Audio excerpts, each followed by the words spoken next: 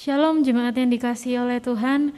Puji Tuhan kalau hari ini kita boleh sama-sama bertemu kembali dalam ibadah online. Mazmur pasal yang ke-71 ayat yang ke-8 mengatakan, mulutku penuh dengan puji-pujian kepadamu, dengan penghormatan kepadamu sepanjang hari. Mari sebelum kita mulai ibadah kita pada hari ini, kita akan memulai dengan berdoa. Terima kasih Tuhan buat berkat penyertaan-Mu Bapa dalam setiap apapun yang kami lakukan. Dalam satu minggu ini dan pada hari ini Engkau boleh memberikan kami kesempatan untuk kami boleh beribadah kepadamu. Bapa, sungguh kami mengucap syukur untuk kesempatan yang Engkau beri Tuhan, dan biarlah kiranya dalam ibadah kami hari ini, kami hanya boleh terfokus untuk Engkau saja, dan biarlah hanya nama Tuhan yang dipermuliakan dalam ibadah kami. Kami serahkan percayakan ibadah kami dalam tangan penyertaan-Mu Tuhan. Hanya di dalam nama Tuhan Yesus Kristus kami sudah mengucap syukur. Amin. Aku hendak memuji-Mu Tuhan. Aku hendak bernyanyi bagi kehormatan nama-Mu.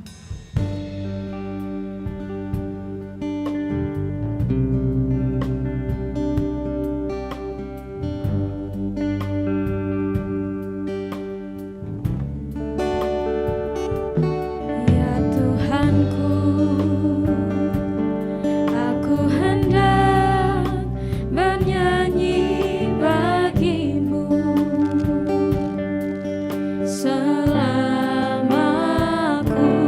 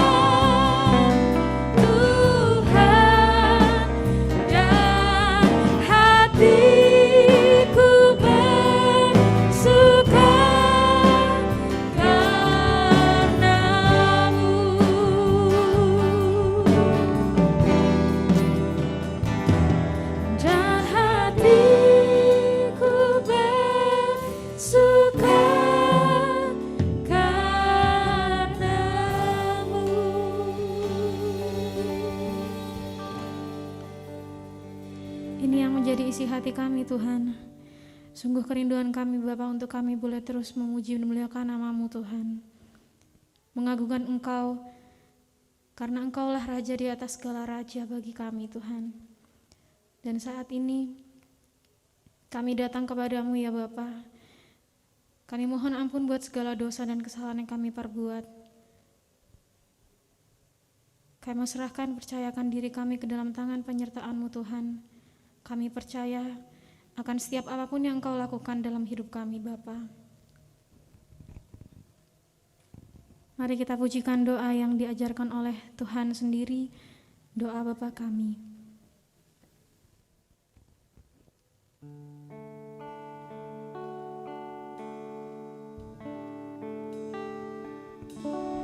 Bapa kami yang ada di surga,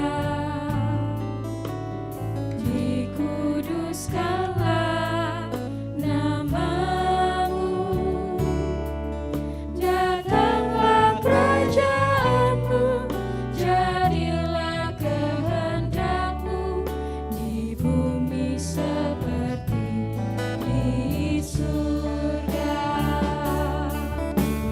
Beri kami hari ini makanan yang secukupnya, ampuni salah kami seperti kami ampuni yang bersalah pada kami.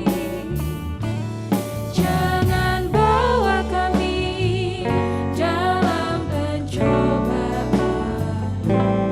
akan lepaskan kami dari yang jahat. Sebab Kaulah yang punya kerajaan dan kuasa dan kemuliaan sampai selama-lamanya.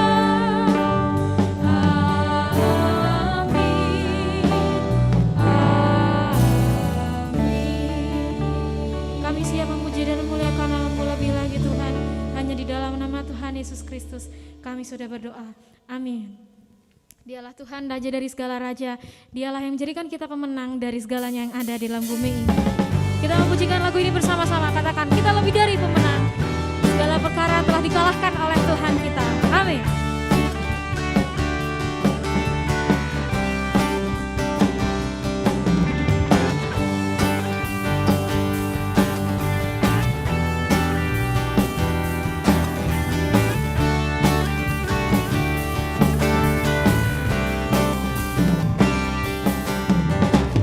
Lebih dari pemenang.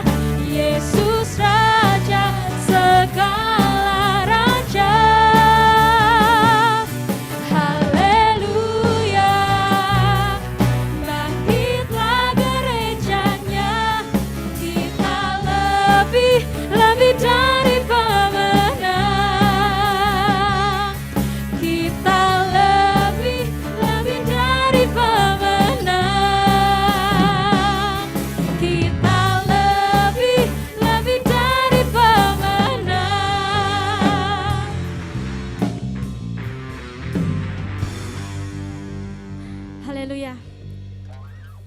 Ya, Tuhanlah yang menjadikan kita pemenang. Dialah yang membayar segala dosa kita. Dialah yang mengalahkan maut dan Dia akan memenangkan semuanya. Mari kita pujikan lagu ini bersama-sama.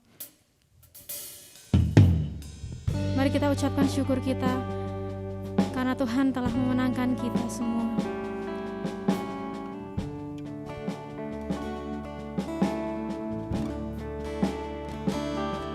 Ya Tuhan yang bayar dosaku, ya Tuhan yang kalahkan maut, ya Tuhan menangkan semuanya. Bagi Dia tiada yang mustahil.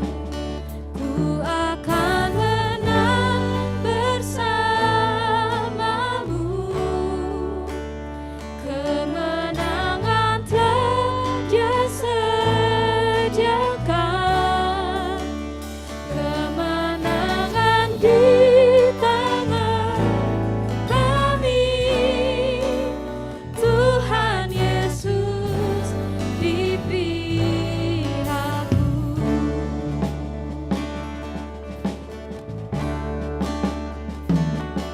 Ya Tuhan yang bayar dosaku,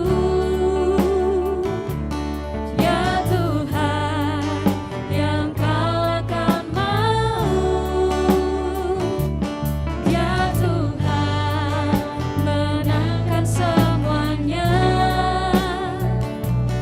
Bagi Dia tiada yang mustahil. Ku akan menang bersamamu. Kemenangan telah Dia sediakan. Kemenangan di tangan kami. Tuhan Yesus di pihakku. Tuhan pemenang yang menyertai kami. Tuhan pemenang ada bersama kami. Pasukan surga ada di belakangku. Tuhan pemenang bersama. Kau pemenang Tuhan. Tuhan pemenang yang menyertai kami. Tuhan pemenang ada bersama kami.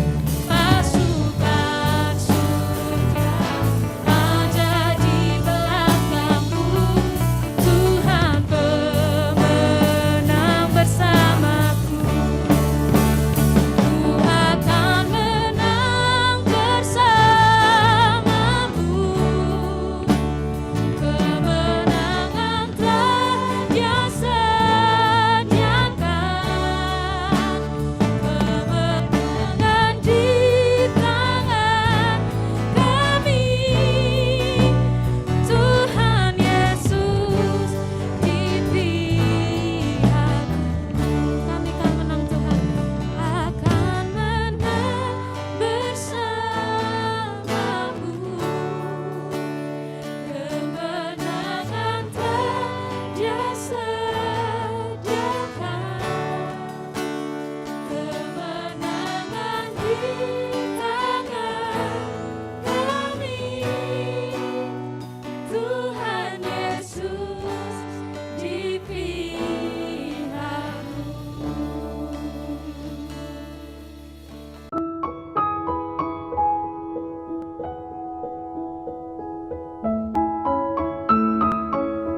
Shalom, selamat pagi saudara-saudara yang saya kasih dalam Tuhan kita Yesus Kristus.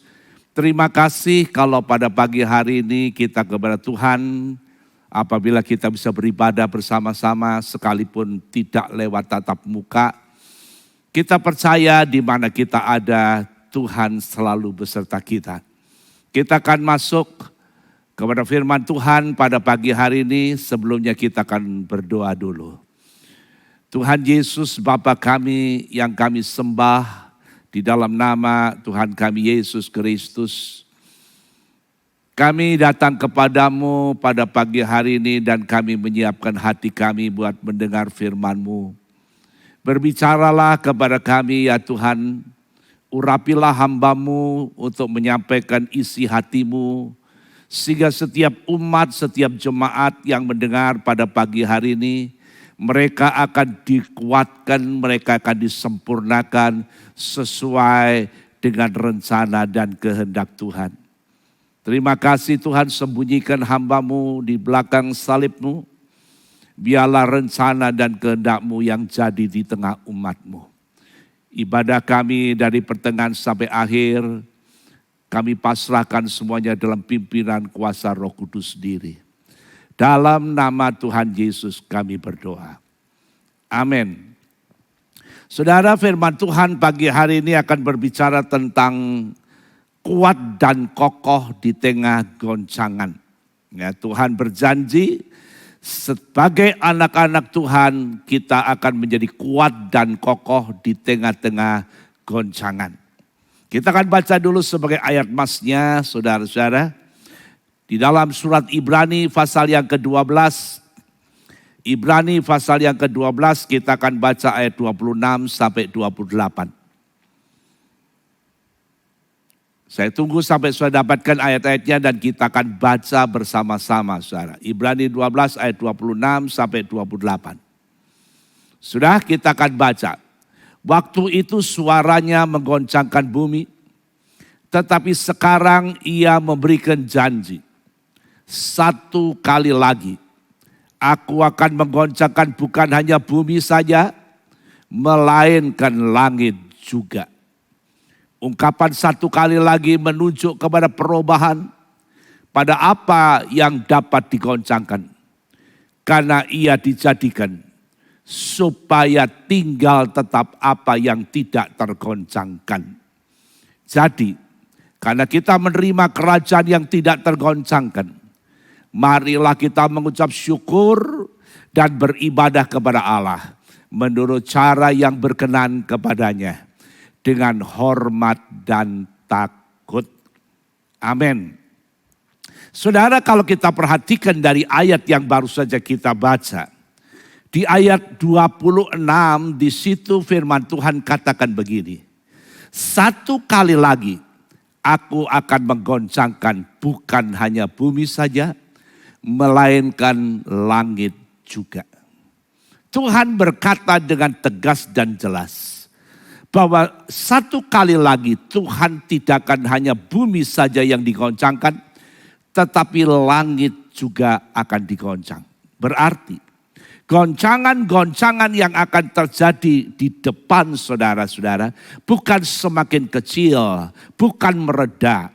Tetapi goncangan-goncangan yang akan terjadi di depan adalah goncangan yang semakin besar.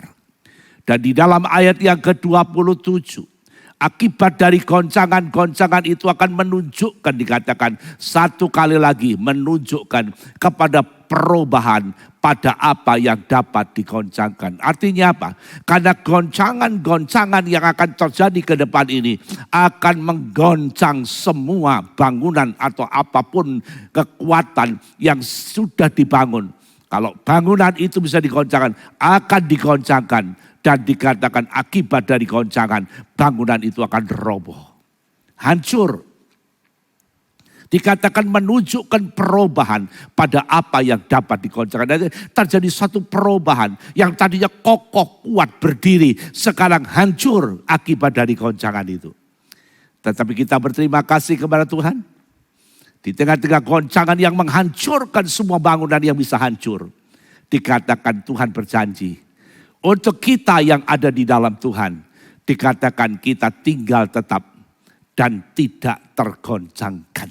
Puji Tuhan ya. Kita akan menjadi anak-anak Tuhan. Hidup kita, rumah tangga kita, keluarga kita, sekalipun di tengah goncangan, di mana banyak keluarga, banyak kekuatan bisa tergoncang, bisa hancur. Dikatakan Tuhan berjanji buat saudara dan saya, rumah tangga saudara dan saya, dikatakan tetap berdiri dan tidak tergoncangkan. Puji Tuhan saudara. Pertanyaannya sekarang kenapa? Yang lain-lain bisa tergoncang. Semua bisa hancur. Kenapa rumah tangga kita, keluarga kita tidak bisa tergoncangkan? Dijawab di ayat yang ke-28. Di situ dikatakan karena kita menerima kerajaan yang tidak tergoncangkan. Ini jawaban kenapa umat Tuhan, anak-anak Tuhan di tengah-tengah goncangan kita tidak tergoncangkan. Kenapa? Karena kita menerima kerajaan yang tidak tergoncangkan. Selama saudara dan saya hidup di dalam kerajaan yang tidak tergoncangkan. Saya mau bilang goncangan di luar boleh menghancurkan semua yang dibangun dengan kekuatan manusia. Tetapi buat kita yang ada dalam kerajaan yang tidak tergoncangkan, kita tidak akan dapat digoncangkan, tidak akan hancur, tidak akan roboh.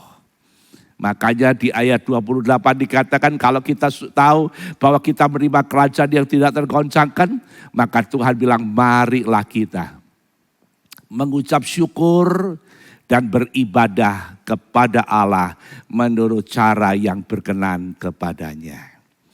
Saudara saku Tuhan mau setiap kita anak-anak Tuhan sekarang ini, supaya kita beribadah kepada Tuhan, kepada Allah menurut cara yang berkenan kepadanya. Mengapa? Karena dengan saudara beribadah kepada Allah menurut cara yang benar, dikatakan saudara tetap ada di dalam kerajaan yang tidak tergoncangkan itu. Kalau saya bicara seperti ini, saya teringat kata-kata Rasul Paul pada waktu ada di dalam kapal yang sedang diombang-ambingkan oleh gelombang. Waktu perlayaran sedang menuju ke kota Roma.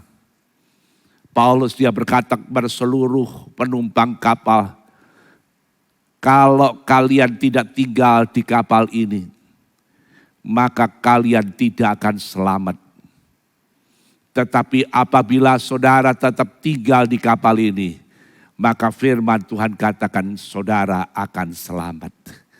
Demikian juga Tuhan katakan kepada kita pada pagi hari ini. Selama saudara dan saya ada dalam kerajaan yang Tuhan berikan, kerajaan yang tidak tergoncangkan, saya mau bilang di luar boleh terjadi goncangan yang bagaimanapun juga. Tetapi goncangan itu tidak bisa menghancurkan saudara dan saya. Pertanyaannya sekarang, untuk bisa tinggal dalam kerajaan itu, bagaimana caranya? Dijawab sudah kita baca tadi, beribadahlah dengan cara yang berkenan kepadanya. Beribadah. Tuhan mau saudara beribadah kepada Tuhan. Pada saat kau ada dalam kerajaan yang tidak tergoncangkan, Tuhan minta saudara saya beribadahlah menurut cara yang berkenan kepadanya. Artinya, beribadah bukan sekedar saudara sudah datang ke gereja. Saudara sudah melayani Tuhan, mungkin jadi pemain musik, jadi paduan suara, jadi pemimpin pujian, jadi singer, atau jadi hamba Tuhan yang berkhotbah. Bukan sekedar hanya di situ. Tapi beribadah itu punya pengertian yang jauh lebih daripada itu. Karena apa? Karena kalau sekedar ke gereja, baik saudara ke gereja, datang ke rumah Tuhan pada hari ibadah. Baik sekali Tuhan memberkati saudara. Baik sekali saudara datang untuk melayani Tuhan. Main musik kah? Jadi song leader kah? Jadi singer kah? Jadi paduan suara kah? Baik Tuhan memberkati pelayanan saudara. Tetapi Tuhan bilang, kalau hanya sekedar sampai di situ, itu belum bisa dikategorikan saudara sudah beribadah. Makanya firman Tuhan akan menyikap kepada kita bagaimana sih sebetulnya ibadah yang berkenan di mata Tuhan. Ibadah yang bagaimana? Untuk bisa mengerti saudara-saudara, kita akan melihat dulu definisi daripada ibadah. Kita akan buka dalam Kejadian pasal 2 ayat yang ke-15. Kitab Kejadian pasal 2 ayat yang ke-15. Di situ dikatakan begini. Tuhan Allah mengambil manusia itu dan menempatkannya dalam Taman Eden untuk mengusahakan dan memelihara taman itu. Ayat ini katakan waktu Tuhan sudah mencipta manusia pertama Adam dan Hawa. Dikatakan kemudian Tuhan mengambil Adam dan Hawa dan menempatkan Adam dan Hawa dalam taman yang baru saja diciptakan khusus buat Adam dan Hawa, yaitu Taman Eden. Jadi Tuhan yang menaruh Adam dan Hawa di dalam taman yang sengaja diciptakan untuk Adam dan Hawa. Ini berarti Tuhan menempatkan manusia dalam tempat yang sudah Tuhan sediakan untuk dipelihara, untuk dijaga, untuk menerima segala kebaikan Tuhan, yaitu ada di dalam Taman Eden ini. Ditempatkannya Adam dan Hawa. Dan setelah Adam dan Hawa ditaruh di Taman Eden, Tuhan berkata, usahakanlah taman ini dan peliharalah taman ini. Saudara, kata usaha, mengusahakan dalam bahasa aslinya disebut dengan kata abad. Kata abad berarti beribadah. Artinya Tuhan mau Adam dan Hawa setelah ditaruh di Taman Eden. Adam dan Hawa tidak akan diam-diam saja, santai-santai saja. Yang menikmati keindahan Taman Eden, menikmati buah-buah yang ada di taman yang sudah Tuhan siapkan. Bukan, tetapi Tuhan katakan usahakan taman ini. Dan kata usahakan dalam bahasa asli punya arti beribadahlah di dalam taman ini. Saudara-saudaraku, Tuhan mau supaya Adam dan Hawa beribadah. Dengan Adam dan Hawa beribadah, mengusahakan, maka Adam dan Hawa sama dengan memelihara taman itu. Artinya Adam dan Hawa akan tinggal tetap di taman itu dan menikmati segala yang disediakan Tuhan di dalam Taman Eden itu. Karena apa? Karena Adam dan Hawa telah mengusahakan taman itu. Buat saudara dan saya berita ini Tuhan mau saudara dan saya mengerti. Tuhan tempatkan saudara dan saya dalam kerajaannya yang tidak tergoncangkan. Di saat bumi langit digoncang.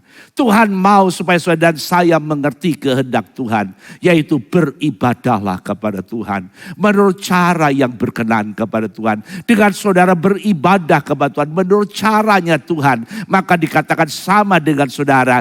Akan tetap tinggal dalam kerajaan itu. Dan engkau menikmati pemeliharaan Tuhan. Engkau menikmati bagaimana perlindungan Tuhan menyertai saudara. Menjagai saudara dan saya. Bahkan menopang saudara dan saya. Kalau saudara dan saya mau beribadah kepada Tuhan dalam kerajaan yang sudah Tuhan berikan bagi kita. Beribadah menurut cara yang berkenan kepadanya.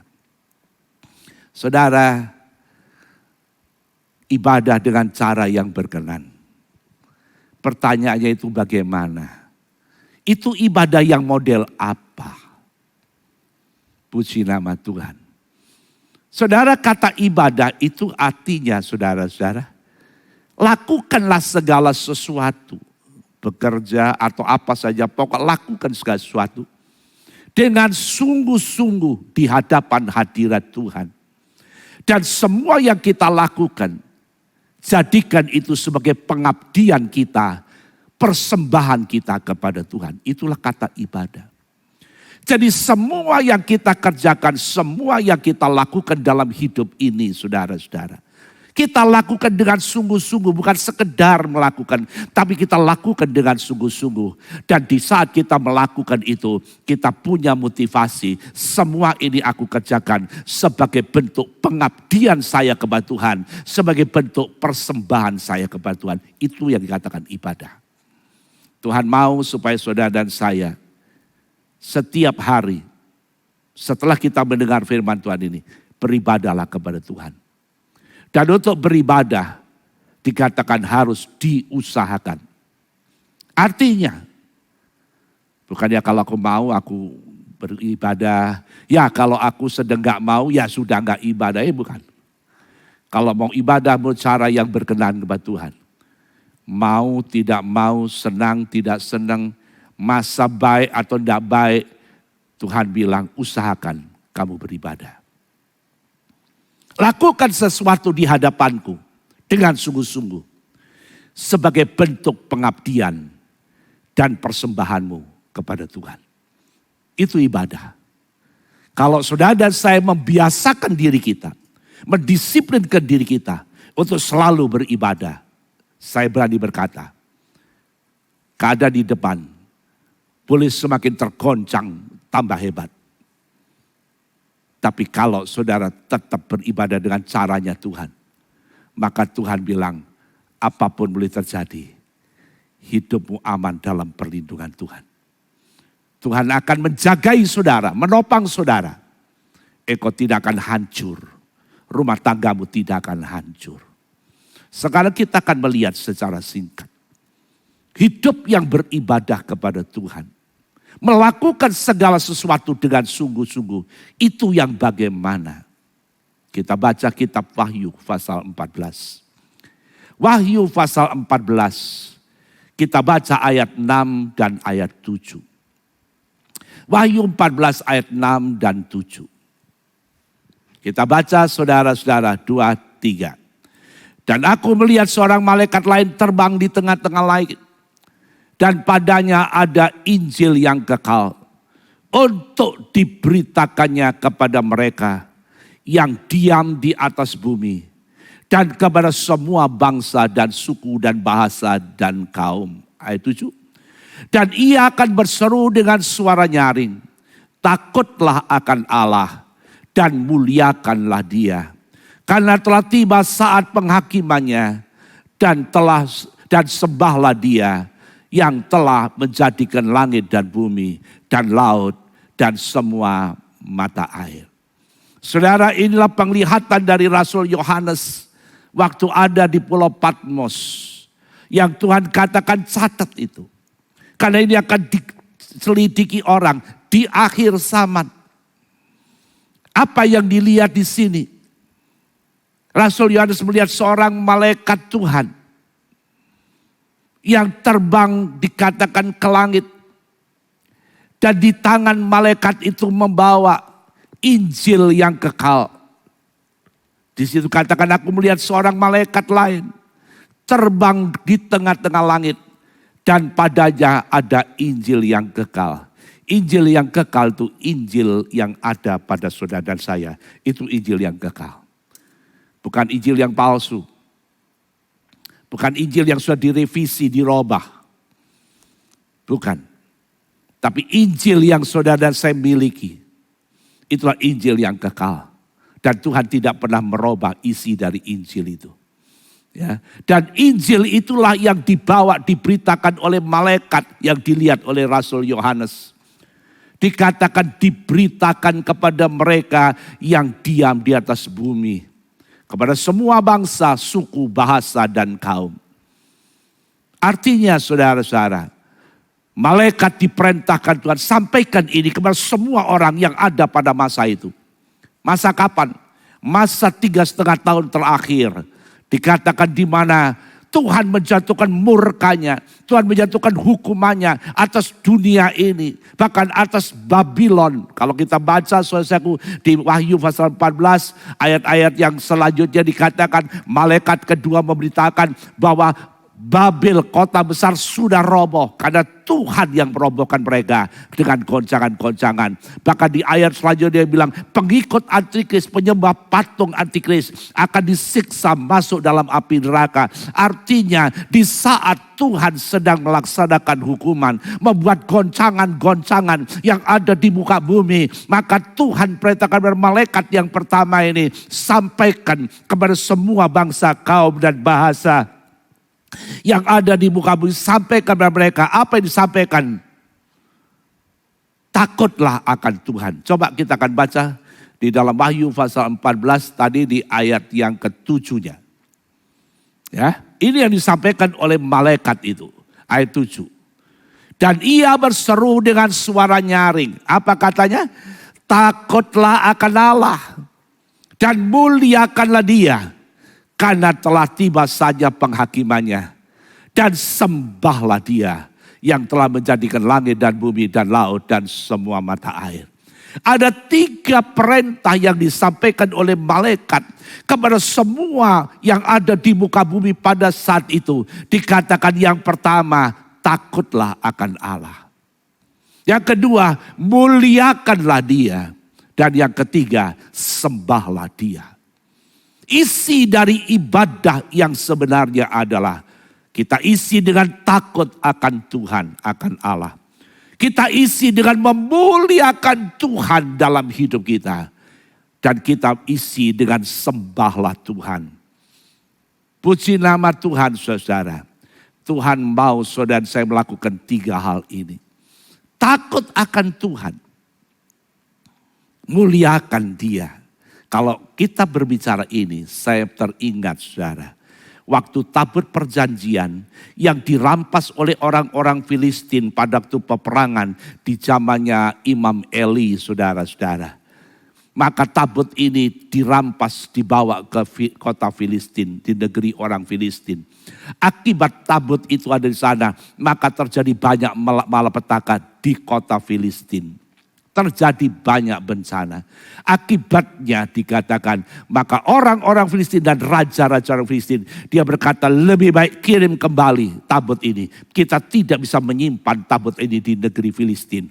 Dan akhirnya dengan tata cara yang sudah diatur begitu rupa, dikatakan dikirimlah kembali tabut itu. Ditaikkan di satu pedati, ditarik dengan lembu. Dan oleh tuntunan Tuhan, maka lembu itu berangkat menuju ke Israel. Saudara, heran, ajaib. Ya, Tuhan yang menuntun lembu ini, tidak ada yang mengendalikan, tahu-tahu berjalan menuju ke Israel.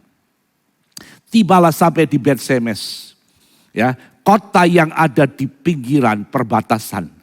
Dikatakan begitu sampai di Bet-Semes, dikatakan orang-orang Bet-Semes melihat ada kereta, ada peti yang begitu indah, berlapis emas. Mungkin mereka tidak pernah lihat itu. Makanya orang berbondong-bondong lari. Lihat peti yang dibawa di kereta ini, saudara, ditarik dengan lembu ini. Dan firman Tuhan bilang, 7 orang dibunuh oleh Tuhan. Terjadilah kematian di Bet-Semes. Akhirnya orang-orang Bet-Semes dia berkata, siapa tahan berdiri di depan Allah yang Maha Kudus. Dia tidak berani lagi lakukan lebih banyak. Makanya dikirimlah kembali sampai ke Kiryat Yerim. Dan begitu sampai Kiryat Yerim, orang Bet-Semes bilang kepada orang Kiryat Yerim, itu peti perjanjian. Dikirim oleh orang Filistin, ambillah dan simpanlah. Dan firman Tuhan bilang, peti itu akhirnya dibawa ke rumah Abinadab. Disimpanlah di rumah Abinadab. Dan salah satu anaknya dilantik menjadi penjaga dari tabut perjanjian. 20 tahun tabut perjanjian, peti perjanjian ini ada di rumah Abinadab.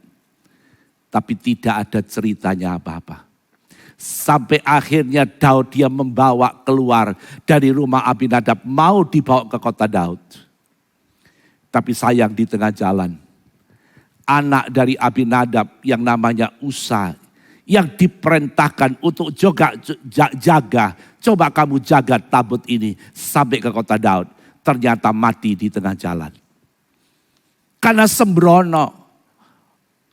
Matilah Usa. Saya tidak sempat ceritakan kenapa sampai Usa bisa mati. Ya, Tuhan pukul Usa, saudaraku. Dan akibat dari itu makanya dikatakan Daud tidak jadi bawa ke kota Daud. Ditaruhnya lah peti itu di rumah Obed-Edom. Mau tidak mau yang naruh raja. Obed-Edom terima. Tapi ceritanya lain. Di rumah Obed-Edom, peti itu hanya 3 bulan. Tabut perjanjian yang dimana Tuhan ada di sana. Kehadiran Tuhan ada di tabut itu hanya 3 bulan. Dan Alkitab tulis selama 3 bulan rumah Obed-Edom dengan keluarganya diberkati oleh Tuhan. Oh, luar biasa saudara. Ternyata kehadiran Tuhan. Dalam peti perjanjian kehadiran Tuhan, hadirat Tuhan. Itu membawa berkat yang luar biasa. Kenapa di rumah Abinadab 20 tahun gak ada ceritanya. Tapi di rumah Obed-Edom ada kisahnya. Berkat besar dicurahkan di situ. Karena sikap hidup daripada Obed-Edom dan keluarganya. Pada waktu Tuhan ada di rumah Obed-Edom, di atas peti perjanjian ini, keluarga Obed-Edom, dia menghormati Tuhan. Ini yang dikatakan takutlah akan Tuhan. Tuhan ada di rumah kita, takutlah akan Tuhan. Takut di sini, takut artinya hormati Tuhan. Masa Tuhan ada di rumah saudara, saudara berbuat seenak saudara. Saudara lakukan perkara-perkara yang tidak benar. Saudara lakukan perkara-perkara yang menyakiti hati Tuhan. Itu bukan takut akan Tuhan. Orang yang takut akan Tuhan adalah orang yang tahu Tuhan ada di sana. Dia tidak akan berani macam-macam. Dia tidak berani berbuat dosa. Dusta saja dia tidak berani. Itu yang bilang takut akan Tuhan. Beribadah bercara yang berkenan adalah menyadari ada Tuhan menyertai saudara dan saya. Kita sering berkata Immanuel, Tuhan beserta kita. Tapi apa risiko konsekuensinya kalau Tuhan beserta kita? Apa saudara hormati dia? Apa saudara takut akan dia, hargai dia? Atau saudara sembarangan? Tuhan mau hormati dia. Seganlah dengan dia. Muliakan dia.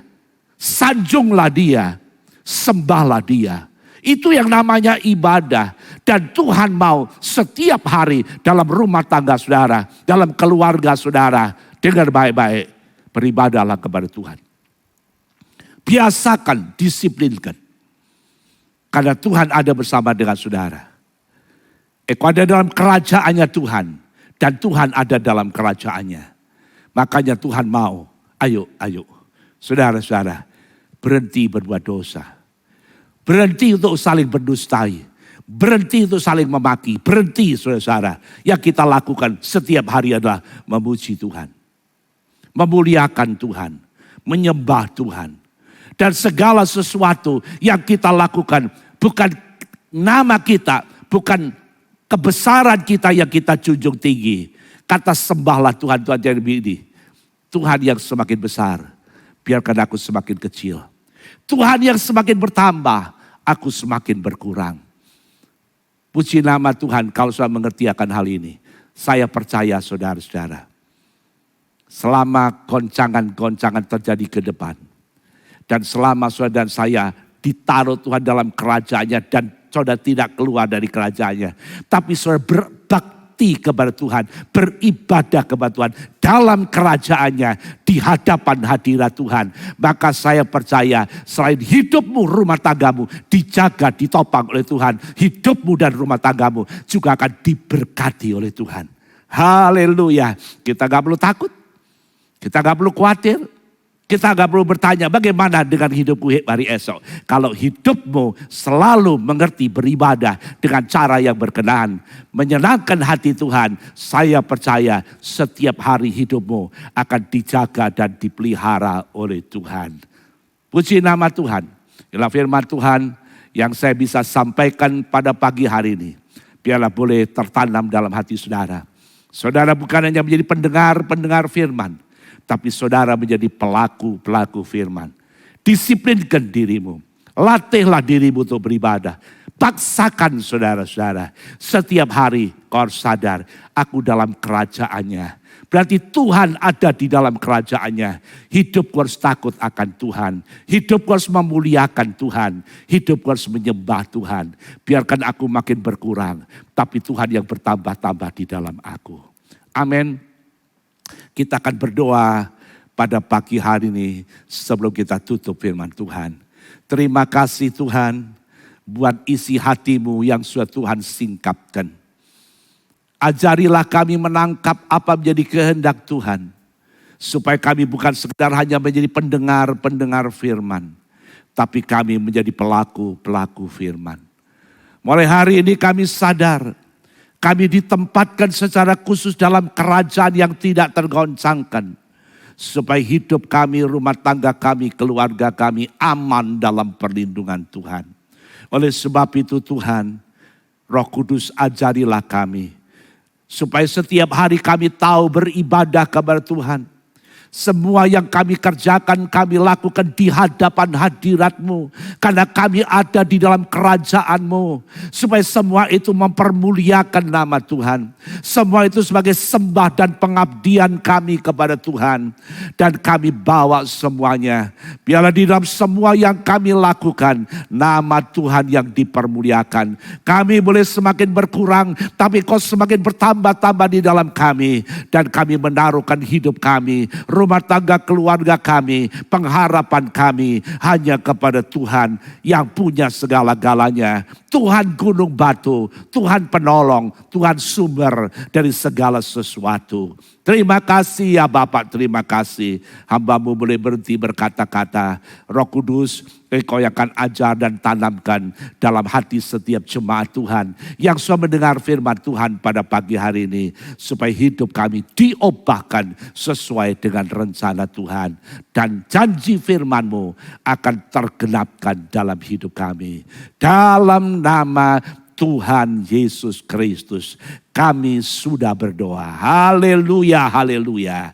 Amin.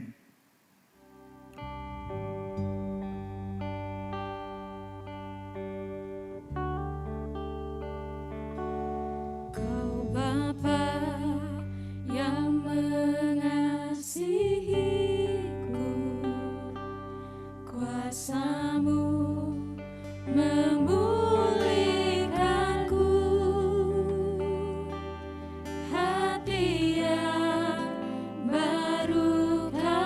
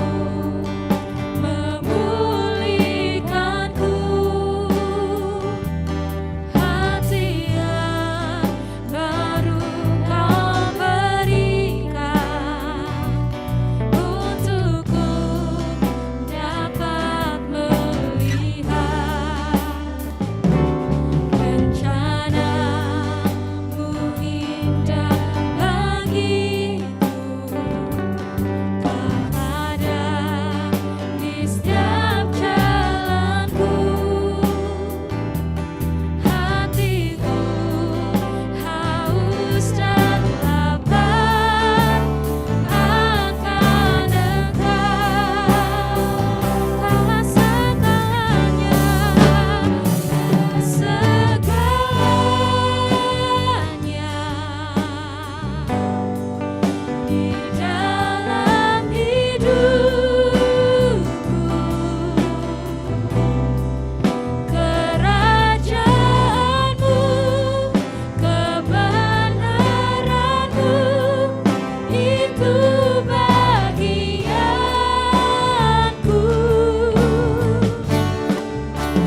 Kaulah yang ku pandang selama hidupku. Mengasihimu, memuliakanmu, Bapa dan Rajaku. Mengasihimu, memuliakanmu, Bapa dan Rajaku.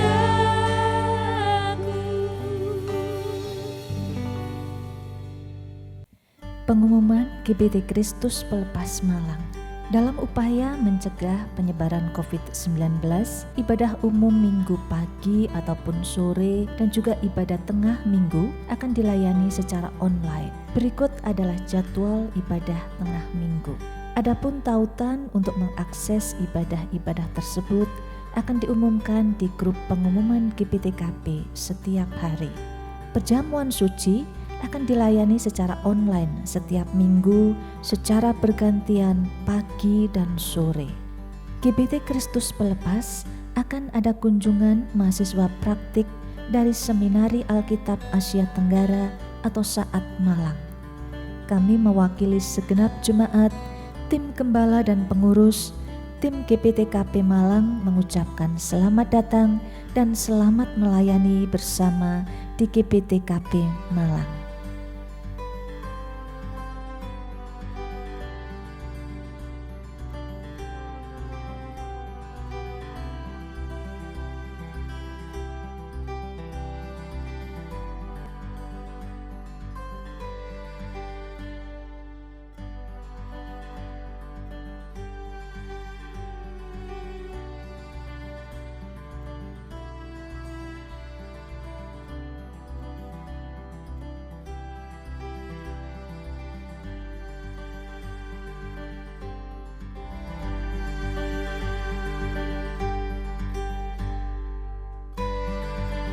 Pokok-pokok doa Prapaskah 2022.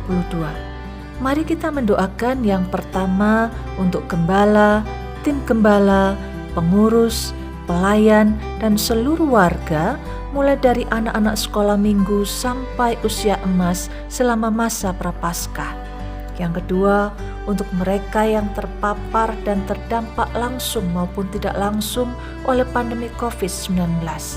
Dan yang ketiga, untuk katekisasi dan persiapan rohani bagi mereka yang akan dibaptis pada hari Paskah 17 April 2022. Yang keempat, upaya pemerintah pusat dan pemerintah daerah dalam menyeimbangkan antara kesehatan dan perekonomian atau kesejahteraan masyarakat. Dan yang kelima, untuk persatuan dan kesatuan bangsa dan negara kita, agar semua pihak selalu mengedepankan kepentingan Negara Kesatuan Republik Indonesia lebih daripada kepentingan kaum dan golongan.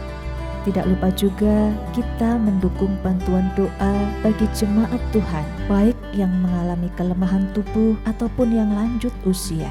Kiranya Tuhan menolong. Yang berkenan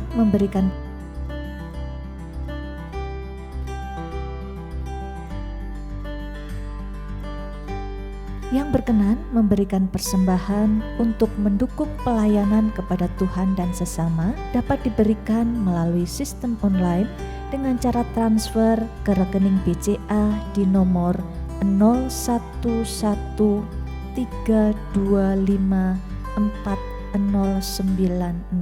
atas nama Yayasan Kristus Pelepas, atau di rekening BRI di nomor 0344 01 001 356 567 atas nama Yayasan Kristus Pelepas, atau scan barcode yang tertera pada layar menggunakan aplikasi scan barcode di HP Anda.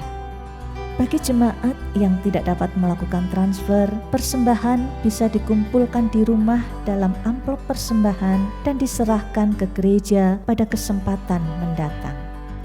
Selama masa pandemi ini, kami tetap menghimbau kepada setiap warga jemaat GBT Kristus Pelepas Malang yang ingin datang berkunjung ke gereja untuk tetap mematuhi protokol kesehatan dengan baik dan benar guna menjaga keselamatan pribadi dan orang lain.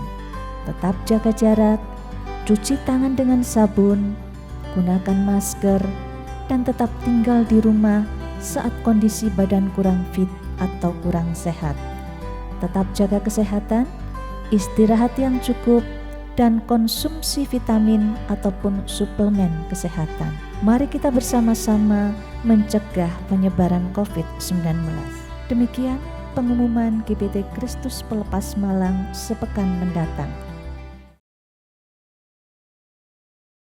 Marilah kita berdoa. Ya Bapa Surgawi, kami bersyukur karena Tuhan hadir di tengah-tengah ibadah kami. Kami telah memanjatkan puji-pujian kami, menaikkan doa kami, dan kami telah menyiapkan persembahan kami.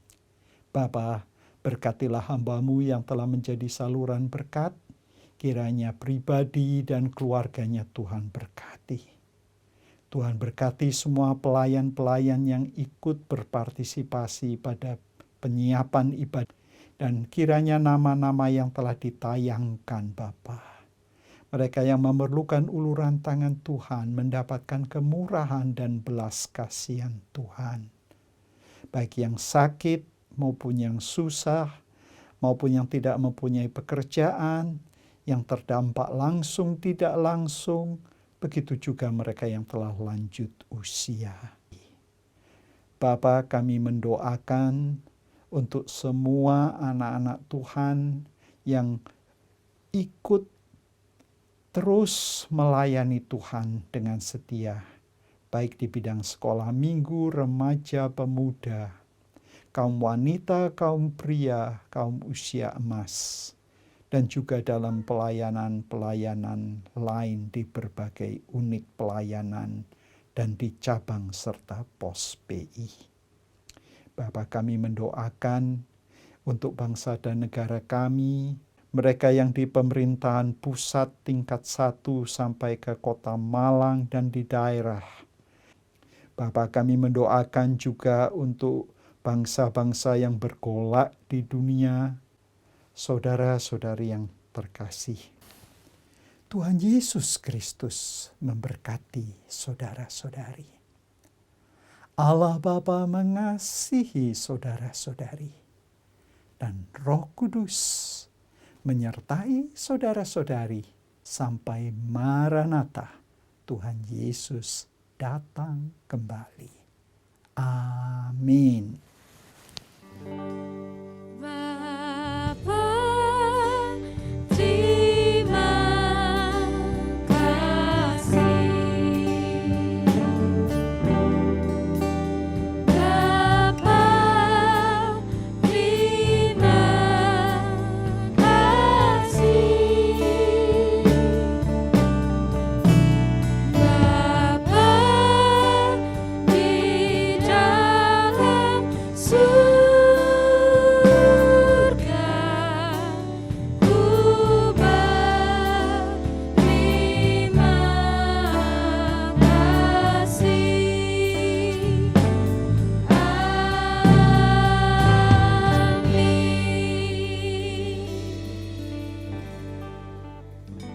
Jangan lupa subscribe di channel kami dan juga klik tombol lonceng untuk mendapatkan update terbaru dari kami. Sampai jumpa minggu depan. Tuhan Yesus memberkati.